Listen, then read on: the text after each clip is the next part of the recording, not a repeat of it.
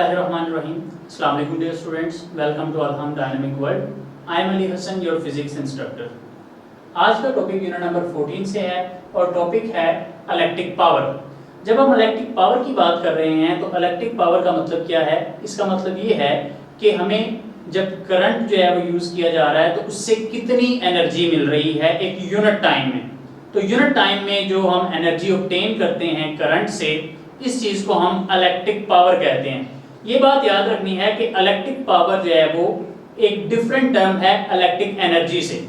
तो electric power जब हम जो है वो इसको डिनोट करते हैं तो इसको कैपिटल P से डिनोट किया जाता है और इसका फॉर्मूला है इलेक्ट्रिक पावर का electric energy divided by time.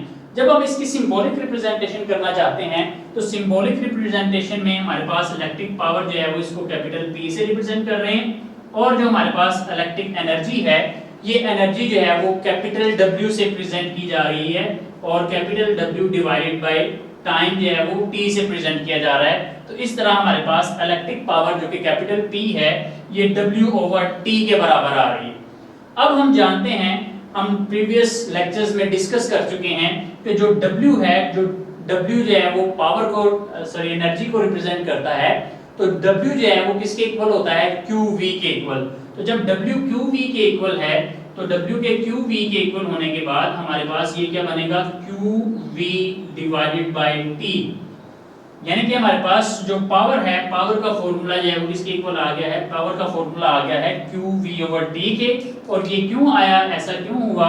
क्योंकि हमारे पास W जो है वो QV के इक्वल है।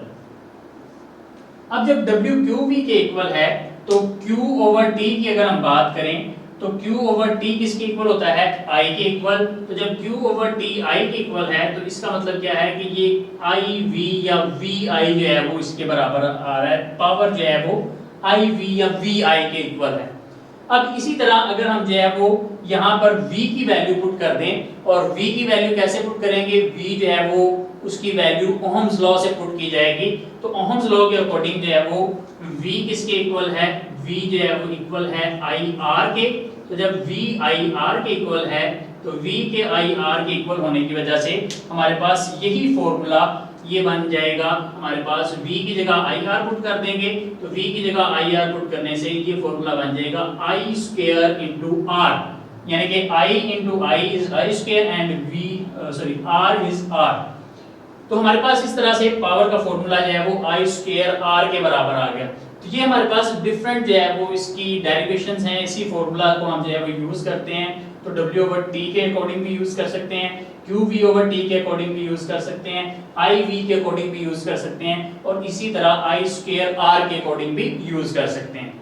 तो हम जो है वो जब इलेक्ट्रिक पावर की बात कर रहे हैं तो इलेक्ट्रिक पावर का क्योंकि एक स्पेसिफिक फॉर्मूला है तो उसी फॉर्मूला के अकॉर्डिंग जो है वो हम उसका यूनिट भी जो है वो ड्राइव करेंगे। और इसका यूनिट जो इलेक्ट्रिक पावर का है वो है वॉट, जिसको कैपिटल W से रिप्रेजेंट किया जा रहा है। और ये किसके बराबर है? जूल पर सेकंड के बराबर। ये जूल पर सेकंड के बराबर कैसे है? क्योंकि electric power electric energy divided by time है। तो इलेक्ट्रिक एनर्जी का यूनिट क्या होगा? वो जूल है।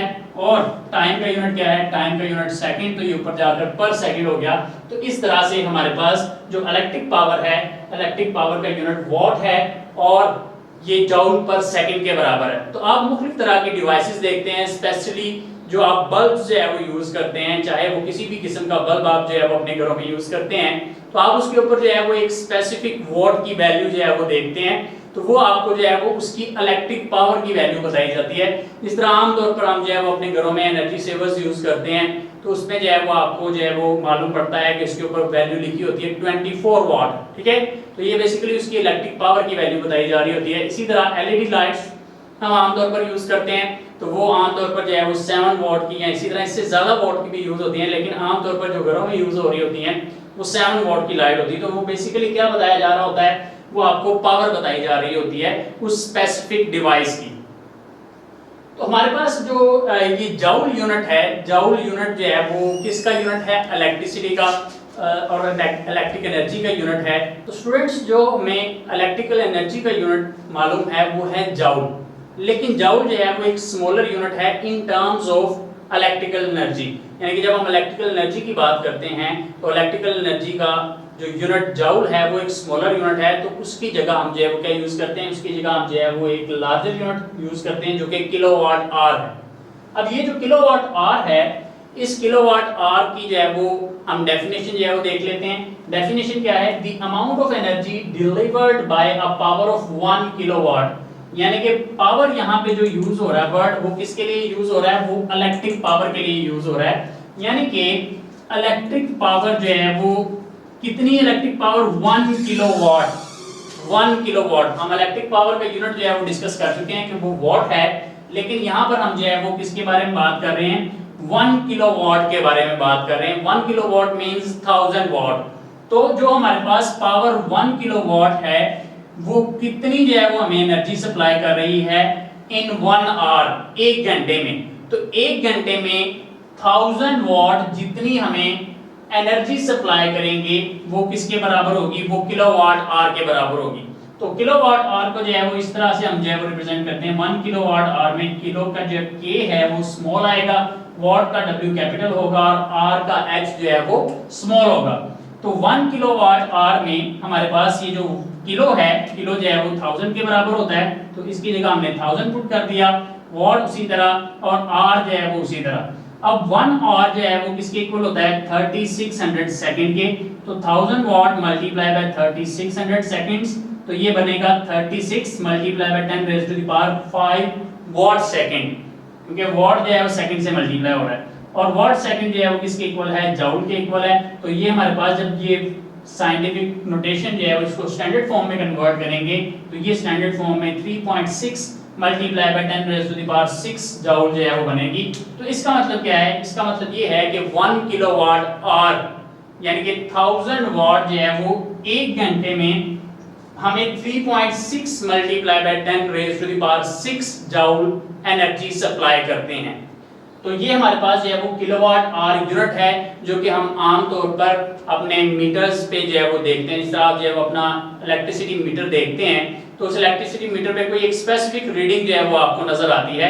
तो वो जो स्पेसिफिक रीडिंग आप देख रहे होते हैं, उस स्पेसिफिक रीडिंग का मतलब क्या होता है कि उतने किलोवाट आवर आपने यूज कर लिए हैं। तो ये जो हमारे पास यूनिट है किलोवाट आवर, ये जो है वो यूज होता है किसके लिए, इलेक्ट्रिकल एनर्जी के लिए। तो हमारे पास जो है वो अगर हमने नंबर ऑफ यूनिट्स फाइंड करने हैं जो कि हमने कंज्यूम किए हैं अपने घर में, कि हम जो है वो कितने यूनिट्स जो है वो कंज्यूम कर चुके हैं, तो उसके लिए हमारे पास फॉर्मूला क्या है, उसके लिए फॉर्मूला है watt multiply by time of use in hours. हमारे पास कितने वॉट हमने यूज किए हैं उसको जो है वो यूज करना है और कितने घंटों के लिए हमने जो है वो उन वॉट्स को यूज किया है, ठीक है, यानी कि कितने घंटे हमने वो पावर यूज की है और उसको जो है वो 1000 पे डिवाइड कर देना है। तो इसके बाद जो हमारे पास वैल्यू आएगी that will be the number of units, यानी कि कितने यूनिट्स हमने कंज्यूम किए, या ये कह सकते हैं कितने किलोवाट आवर हमने कंज्यूम कर लिए हैं। तो उसके लिए फॉर्मूला है watt multiply by time of use in hours divide by 1000। तो हमारे पास यहाँ पर जो time of use in hours आ रहा है स्टूडेंट्स, तो ये टाइम आपने कभी भी सेकंड्स में नहीं लिखना, क्योंकि जो है हमारे पास आमतौर पर हम जो है वो यूज करते हैं यूनिट टाइम का वो सेकंड ही होता है, लेकिन यहाँ पर हमारे पास फॉर्मूला में स्पेसिफिकली हमने जो है वो टाइम ऑफ यूज आवर्स में पुट करना है। तो इसके बाद हमारे पास जो है वो नंबर ऑफ यूनिट्स आ जाएंगे। अब जब हम नंबर ऑफ यूनिट्स फाइंड कर चुके हैं, तो नंबर ऑफ यूनिट्स फाइंड करने के बाद जो आपके पास आपका इलेक्ट्रिसिटी बिल जो है वो आता है, तो वो इलेक्ट्रिसिटी बिल जो है वो प्राइस पर यूनिट के हवाले से जो है वो आपको वैल्यूज बता रहा होता है कि आपका एक्चुअल कंजम्पशन जो है वो उसकी प्राइस कितनी है। तो जो हम प्राइस जो है वो फाइंड करना चाहते हैं उसको हम कहते हैं कॉस्ट ऑफ इलेक्ट्रिसिटी। तो हमने जो कॉस्ट जो है वो देखनी है यानी कि फाइंड करनी है, तो कॉस्ट ऑफ इलेक्ट्रिसिटी फाइंड करने के लिए हमने क्या करना है, हमने नंबर ऑफ यूनिट्स कंज्यूम को मल्टीप्लाई कर देना है प्राइस पर यूनिट से, यानी कि एक यूनिट की कितनी प्राइस है, लेट्स से एक यूनिट की प्राइस ₹15 है, तो ₹15 को हम नंबर ऑफ यूनिट्स कंज्यूम से मल्टीप्लाई कर देंगे, तो हमारे पास जो आंसर आएगा that will be the cost of electricity. अब ये जो हमारे पास कॉस्ट ऑफ इलेक्ट्रिसिटी आ रही है, इसमें जो formula number of units consume का है वो हमें पहले से ही पता है कि नंबर ऑफ यूनिट्स कंज्यूम का फॉर्मूला है what multiply by time of use in hours divided by 1000। तो उसी को यूज करके मल्टीप्लाई कर देंगे प्राइस पर यूनिट से, तो हमारे पास कॉस्ट ऑफ इलेक्ट्रिसिटी आ जाएगी। तो इस तरह हमने देखा कि इलेक्ट्रिक पावर जो है क्या है, ये energy supplied by the current in unit time है, और इसके हमने जो है वो डिफरेंट फॉर्मूला जो है वो डिस्कस किए हैं, और साथ ही साथ जो है वो इसका यूनिट डिस्कस किया जो कि वॉट है, जूल पर सेकंड के इक्वल है, और एट द एंड हमने किलोवाट आवर जो कि लार्जर यूनिट है किसका, इलेक्ट्रिसिटी का या इलेक्ट्रिकल एनर्जी का, तो उसको जो है वो हमने डिस्कस किया, और एट द एंड जो है वो हमने नंबर ऑफ यूनिट्स और कॉस्ट ऑफ इलेक्ट्रिसिटी जो है वो उसके बारे में डिस्कशन की। तो आज के लिए इतना ही, इंशाल्लाह आपको जो है वो नेक्स्ट लेक्चर में मुलाकात होती है। टेक केयर, अल्लाह हाफिज़।